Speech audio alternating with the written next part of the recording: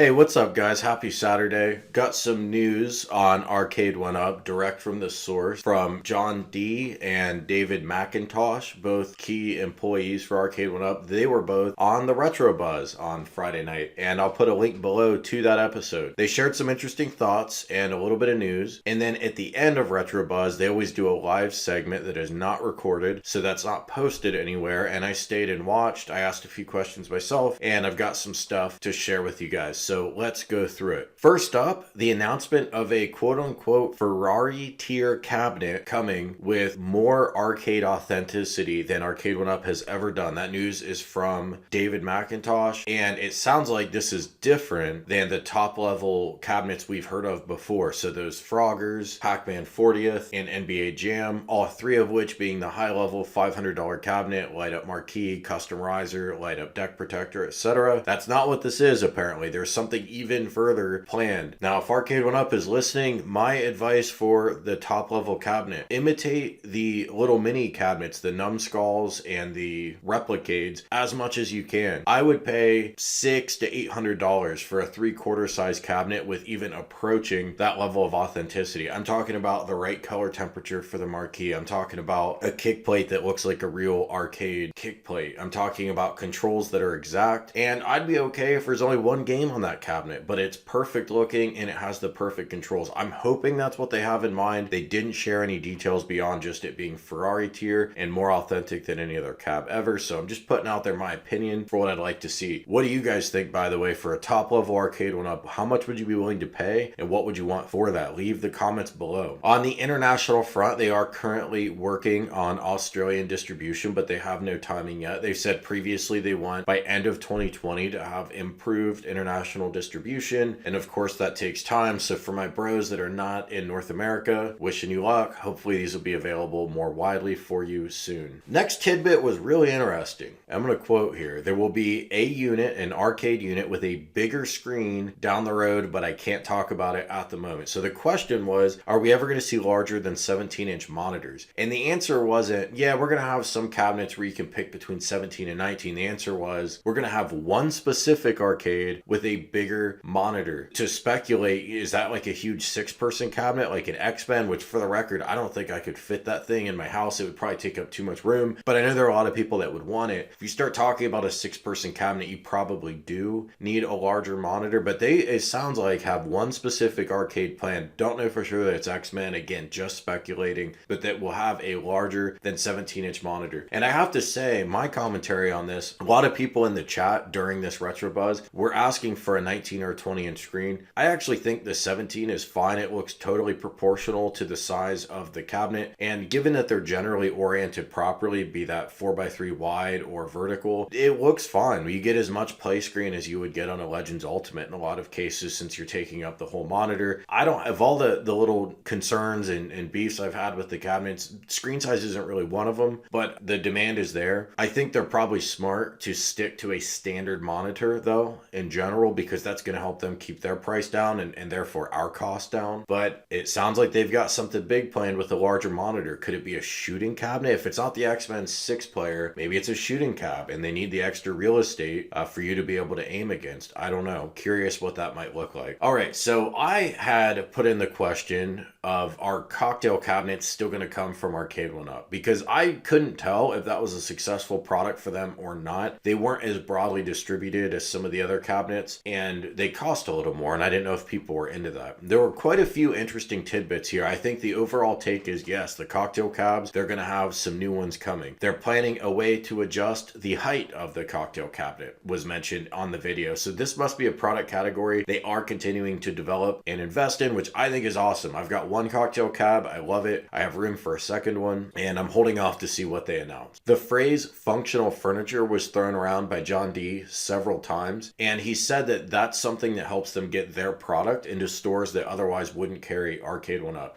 And when they think functional furniture, they think cocktail cabinet, because it is kind of like a coffee table, although I don't like to think of it that way. I'd rather see it taller and the height of a real cocktail cab. I wouldn't use this in place of a coffee table. I guess everybody has a different perspective. If you're in like a dorm or like a studio apartment, I could see using a low seated cocktail cabinet for your coffee table. John D also talked about built-in refrigerators on some of their cabinets, and I think some of the panelists on RetroBuzz maybe thought he was joking at first, but he clearly wasn't. Built-in refrigerators are some of the earliest mods that people were doing to their own Arcade1ups. They were very popular on the subreddit. They look cool and they just make sense. You've got a big opening underneath the cabinet. Throwing a refrigerator in there I actually think is a good idea, and to John's point, the more they can make this the functional furniture category, the more they can sell it in other stores, and it really broadens their distribution. Because when you're a retailer, you might not know how to categorize a home arcade. What exactly is it? Where do we put it in the store? But everybody understands functional furniture, and that means furniture item. This is a category at retail. That would be like a piece of furniture that serves another function or purpose in addition to just, you know, holding up your coffee or whatever. Now here's an interesting tidbit. There have been a lot of comments on my videos, and I'm really interested in it myself. The Golden Tee Silver Strike cabinet that was shown at CES. Apparently it was only shown the first day and then it was hauled off the floor. That's what I've heard. And they were asked about that. John and David were asked. It was not supposed to be on the show floor at CES. Putting it out was an oversight. So that tells me we don't really have confirmation this cabinet is coming. My hope is that we do get this cabinet, and then I wanted to follow up and ask, will we get that upgrade kit for existing Golden Tee owners like myself? And I know many of you have Golden Tee too, and by the way, that's an awesome cabinet. Get the chance to buy it, you should. Amazon had it the other day for I think $310, but it sold out pretty fast. But a lot of us would also love Silver Strike bowling. It sounds like that product is in development, but no clear confirmation on if it's coming. All right, next up is news on the BurgerTime. They have a solution that they've developed and tested internally, and it involves supporting 4-way and 8-way games. No details were made beyond that, except they're going to make an announcement toward a week from now, or putting us at roughly the end of March. I think that's pretty interesting. I expected this to take longer. I mean, guys are in quarantine right now. They're working on probably planning around the cancellation of E3, for example. I figured this would go on the back burner. It sounds like it's not. So apparently they knew the gating was a problem at CES when people started playing it. So a lot of questions in my comments, how did they not know this is an issue? They did know it was an issue. By the time they figured it out, it had already gone to production. So they've been working on this solution behind the scenes, and in about a week, we should know more. I can't wait, and I'll certainly keep you guys posted on what I hear, and I'll be first in line for that solution, you better believe. I've been playing my BurgerTime with the 4-way gate, and it's freaking awesome, but I want to be able to play those other games too. All right, so there were a lot of questions in the chat for a driving or a racing cabinet, and I want to know about that too. I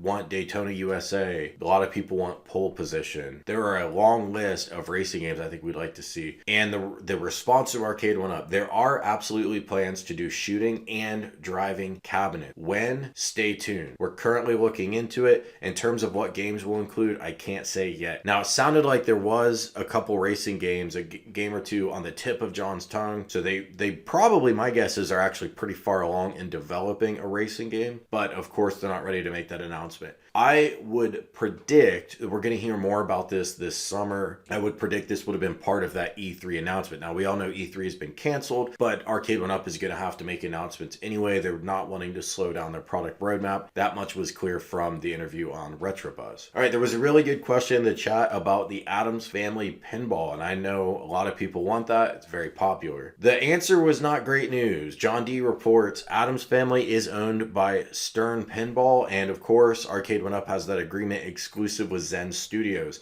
So Zen would have to work with Stern for that to happen, and that hasn't happened yet, apparently. Sounds pretty definitive that there are no immediate short-term or mid-term plans for an Addams Family pinball, but they seem to know this would be in high demand. Okay, it's interesting history about Wave 1 cabinets. Some of you probably remember the Final Fight cabinet was announced to be part of that Wave 1 of Arcade1up, but it never came. Why is that? Well, the response given by John gives us some insight about how Arcade1up operates and some of the constraints that they have to work against. Final Fight was supposed to be part of that Wave 1 release, but retail buyers weren't actually familiar with the game, so they had to delay it. Only when the community started loudly requesting Final Fight on social media did retailers see that and then actually agree to sell the cabinet. So one of the things we're dealing with, the people that buy this stuff at retail, these are stores like Walmart. These aren't arcade experts or even arcade enthusiasts in a lot of cases, and that seems to put a real limit on which games Arcade1up can launch. It has to be a household name. So there may be a game game you and I want. But if Aunt Ethel, who works at Walmart, doesn't know what the heck that game is, it's probably not going to be picked up. All right, so I myself asked a couple questions, and again, this wasn't recorded in the Retro Buzz, so if you go back and watch the episode, you wouldn't see this. First question was, what happens when the vault of retro games is completed, and will you be looking at newer games? The response was, we can't do sort of PS1 or newer era emulation at the moment cost effectively. And I know we're not talking about console here, we're talking about arcade, but John was talking about PS1 as just kind of a line in the sand for how new the games. Really, I think he means late 90s and early 2000s era. They currently cannot cost effectively emulate late 90s and early 2000s era games. Of course, that's a moving target because every year the tech gets better and cheaper for emulating newer and newer games. They think holiday of 2021 is when they'll get into those newer late 90s, early 2000s games. I'm excited. There are a lot of great games in that era. Those are games in a lot of cases with good replayability, with games that just look newer. We could potentially be even looking at Sega Naomi tier games, which would be awesome. Things like Soul Calibur, things like House of the Dead. I mean, I'd give my left foot to have a House of the Dead. And I know, by the way, shout out to Retro Ralph. He did a really thorough House of the Dead conversion, but a lot of people aren't going to be able to afford to do that or take the time to do it. We need a dedicated cabinet. We know we're not getting it this year, but maybe the following year. That concludes all of the news coming out of the latest talk with Arcade1up. Again, let me know what you guys think below, and if you enjoyed this video, make sure to like and remember to subscribe. Appreciate it. Subscriber base is growing. We want to move a little bit faster, so if you enjoy the channel, hit that sub button, get that sub hype going, and I'm going to talk to you guys again soon. Stay safe out there. Later, guys. Dripping lights paint the sky.